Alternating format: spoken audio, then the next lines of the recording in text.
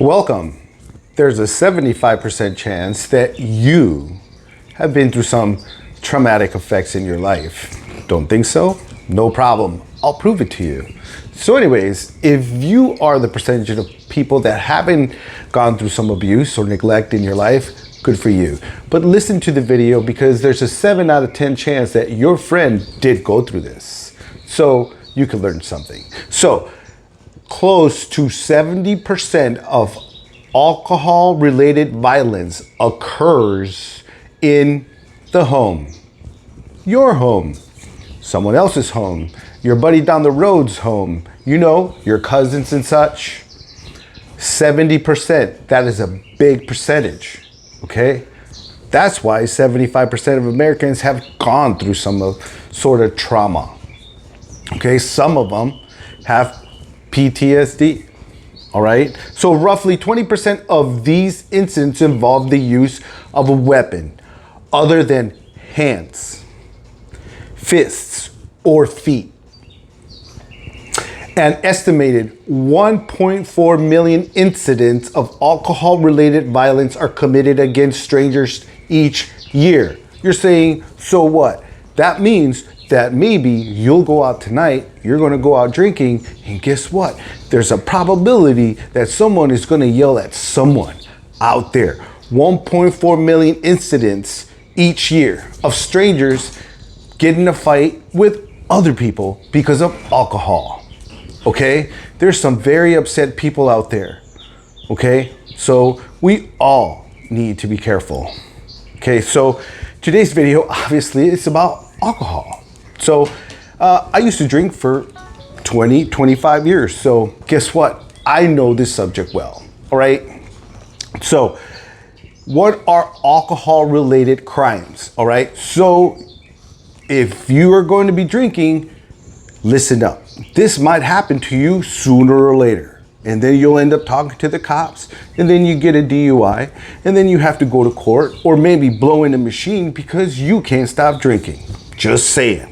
All right. So what are alcohol-related crimes? Alcohol plays a large role in criminal activities and violence, a large part. Okay. Excessive drinking has the ability to lower inhibitions. We know that, right? What does that mean? It's easier to have sex with someone. That's what that means. All right. Beer goggles, things like that, impairs a person's judgment and increases risk of aggressive behavior. So if you're already aggressive and you're going to go out there and have a good time tonight, you might end up getting aggressive with someone. Ladies and gentlemen, right? Because of this, alcohol-related violence and crime rates are on the rise, as you've seen on TV, all right? Throughout the country, you know this. Over the past several decades, research has examined the relationship between alcohol, drugs, and crime. You've seen the crime sprees out there. You've seen it. It's on wherever social media, your local TV. You've seen it. If you haven't, maybe you've been too preoccupied with your life. So good for you. So anyways, data suggests that engaging in prolonged drinking or binge drinking significantly increases your risk of committing violent offenses. So maybe there you are, ladies, right? Ladies are aggressive nowadays, very aggressive, more aggressive than men because the laws don't do anything to them, right? Believe all women. I ain't throwing shade. I'm just saying that some of these ladies get carried away, right? They get to put their hands on a man, but it cannot be done the other way. If not, they come down on him. Just saying it's unfair. But I'm just saying that if she's drinking, it's a high probability that she's going to put her hands on some dude, right? It says so right here, statistic wise, all right? So giving into the harmful effects of alcohol can change your life in an instant. Not only are you jeopardizing your future, you are also putting others in danger. Criminal activities come with several consequences. We know those, right? Such as time in jail, legal fees, court order penalties. Like I mentioned earlier, I've been through it. I've done it myself. I've been that person. I've gone through the court system. Okay? because it was a problem, because of the childhood trauma that most likely you or a friend went through. So we have something in common. I'm just saying that if you're going out there looking for love in all the wrong places, there's a 7 out of 10 chance that you're going to run into a broken mess just like you. Just telling you. And then you're going to expect things to work out, right? Because guess what? You came from a broken home. Your mom, dad got separated. You didn't get raised by good parents because your mom or your dad couldn't do it all. You see what I'm saying? I'm not saying they're bad parents. I'm just saying this is how the world is right now. Broken families, broken people, hurt people, anxious people, depressed people, and so on. And then we add alcohol. I'm just saying. A number of individuals that serve time in jails have committed alcohol-related crimes. Of course. Offenses range from minor to serious and include property crimes, public order offenses, driving while intoxicated for sure, assault and homicide. On average, roughly 40% now of inmates who are incarcerated for violent offenses were under the influence of alcohol during the time of their crime. You see what I'm saying? It's going to elevate your aggression. Inhibitions out the window. That means, guess what? Hey, I had a couple drinks, no problem. I'll get behind the wheel. I get it. I've been there. I've done that. A lot of us do that. Some of us get caught and some of us don't. Sooner or later, you will get caught because we all mess up. Okay? So, types of crimes associated with alcohol. Here we go. All right. So some of the most common alcohol related crimes involve cases of drinking and driving. However, there are a variety of other offenses that can result from alcohol abuse. Several examples. Here we go. Robbery. Okay. Robbery. Many cities across the United States, and you've seen it in recent times, hey, we're upset at this, so we're going to go into the iPhone store and this store and take their things because I'm upset. Just saying. Many cities across the United States have seen a steady increase of robberies and property-related crimes. A number of these robberies, roughly 15%, have been linked to alcohol use. 15%. Alcohol can intensify a robber's feeling of desperation and cause them to steal someone's money or property. So in other words, you're drinking alcohol, it's influencing you to do wacky things, right? Drinking and driving, property damage, assaulting somebody, or a robbery. Okay, we'll get to assault here in a minute. While some robbers desire a better lifestyle or want more quick buck, others can turn into repeated offenders, right? We know some of those. Sexual assault, here we go. A sexual assault is forced sexual act and may involve touching, kissing, and intercourse. An estimated 37% of sexual assaults and rape are committed by offenders who were under the influence of alcohol. An estimated 37% of sexual assaults because of alcohol was involved. This can make them become more forceful when someone tries to resist them. Sexual assault can occur when there is a lack of consent.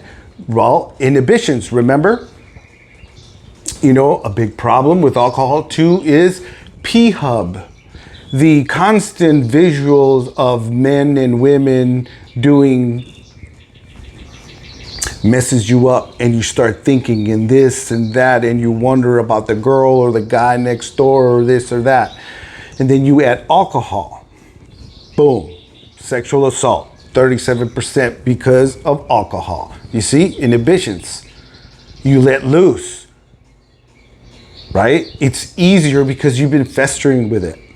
Just saying, just saying. This can make them become more forceful. Like I just said, sexual assault can occur when there is a lack of consent, as well as when the victim is unable to give consent due to the intoxication or mental state. That's very broad, but hey, it is what it is. Aggravated assault. Again, add alcohol, bad problems, right? A common warning sign of alcohol abuse is irritability. There's many people who are irritable, and then you drink and you will become more irritable. So then you're going to be part of the 1.4% of millions of people. 1.4 million people out there that go out there and yell at people annually and get in fights. Aggravated assault. Irritability and extreme mood swings. Because of this, some individuals turn violent after an episode of heavy drinking. Right? You know, it's Friday night, we're going to go out, we start drinking before we go out to the bar so we don't spend much money, right? Right? And then we get out and then we drink some more. Just saying. If violent thoughts and feelings are acted on, right, it can lead to an aggravated assault charge. About 27% of aggravated assaults are committed by individuals who have used, say it with me, alcohol. See what I'm saying? It's not good for us. It wasn't good for me for 25 years, okay? 25 years. It wasn't good for me. I did it. I get it. It's poison. Please realize that. That's why we have cirrhosis of the liver and things like that. That'll be a later video. But right now we're talking about alcohol and the problems it causes, like aggression. Okay, intimate partner violence. Okay, there's a 7 out of 10 chance that you saw intimate partner violence between you and your parents, or your parents, your mom and your dad. You know what I'm trying to say. Anyways, alcohol can play a dangerous role in intimate partner violence. Leads to aggression, intimidation, forced sexual activity, and other forms of controlling behavior. Goes both ways. Intimate partner violence happens when a romantic partner causes physical, psychological, or sexual harm to their significant other. An estimated 2/3 of victims, 2/3 of victims suffering from violence by a current or former spouse or partner report the perpetrator has been drinking, compared to less than 1/3 of strangers victimized. Having a partner who is a heavy drinker can make significant hardships. Ladies, there's a lot of you who are drinking a lot of alcohol. A lot of women are dying because they're drinking themselves to death. That's just how that goes. It's a big problem, ladies. It's a big problem for all of us. We're not getting along. We don't like each other. We don't trust each other. We're screwed. Right? So, child abuse. Welcome. At alcohol. Boom, bam. Easier to smack you around, right? As a child, because you are defenseless, right? No problem. Here we go. Stress, money troubles, then alcohol, right? You know, you were there. Probably your mom, your dad, didn't have money to raise your punk nose and so on and so forth. So, child abuse, all right? So, stress, money trouble, professional instability, and a host of other factors. On top of the 80% divorce rate, right? Other factors like influence of the amount of alcohol a person has consumed. However, alcoholism not only affects an individual, it impacts the family and those around them, right? Research studies have shown that it's been linked between parents who abuse alcohol and the risk of child neglect or abuse. See what I'm saying? Because your mom, your dad was also abused and he or she is trying to cope with it. You see what I'm saying? So then how he or she was raised gets transferred to you because your parents also didn't know better, by the way. I'm not making excuses because I don't make excuses for both of my parents. I'm just saying that I can understand that they didn't choose to be abused either. It's a cycle. I get it. Homicide. Here we go. Alcohol is involved in more homicides across the United States compared to other substances, like heroin and cocaine. I used to do a lot of that. I loved it. It was one of the best things that I did when I was partying. You know, had my party girl, all sorts of strip clubs and so on and so forth. It was an amazing time. But that was then.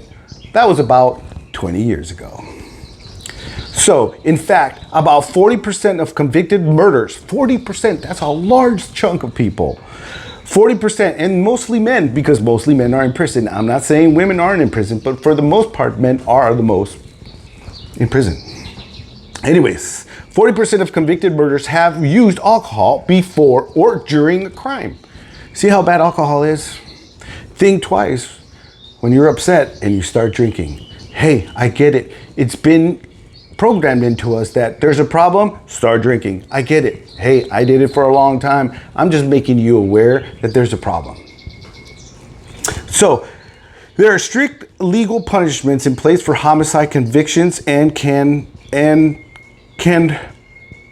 put you in jail for many years. Okay, so there are some treatments. Obviously, you can go ahead and call your local, number that you call for. Let's see, what is this? Treatment centers for alcohol.